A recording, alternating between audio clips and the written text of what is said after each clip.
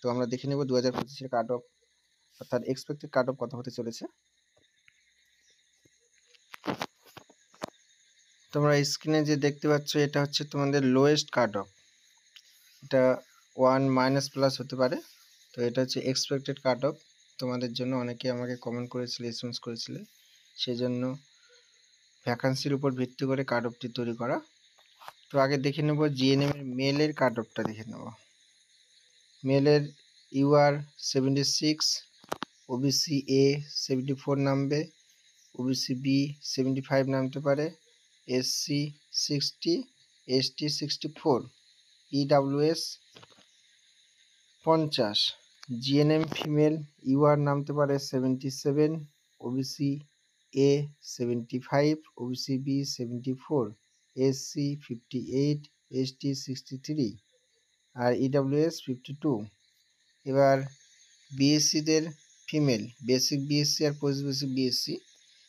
Basic বিএসসির UR 71, OBC A 66, OBC B 67, SC 57, ST 60 আর EWS 54।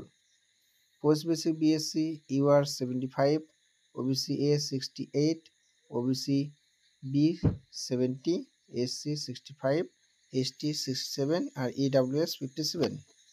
এই যে কাট অফটা তৈরি করা হলো এটা হচ্ছে এক্সপেক্টেড কাট অফ।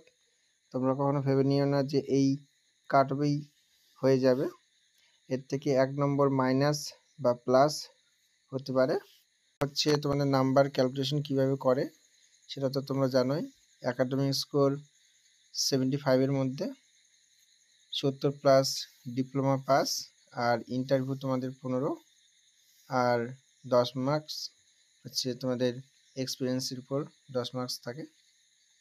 কেউ যদি তোমার একাডেমিক স্কোর 62 থাকে, এবার এক্সপিরিয়েন্স 1 বছরে 2 নম্বর, তাই 64, কারো ডিপ্লোমা করা থাকলে সেটা অ্যাড হবে, যদি না করা থাকে তাহলে 64 প্লাস ইন্টারভিউতে যদি তোমরা 10 পাও তাহলে 74, এরকম একটা নাম্বার পাবে।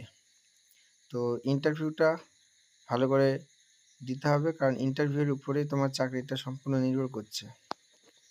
কারণ তোমার একাডেমিক স্কোর প্রায় সবারই কম বেশি 1-2 নম্বর সমান আছে, তো কম বেশি আছে।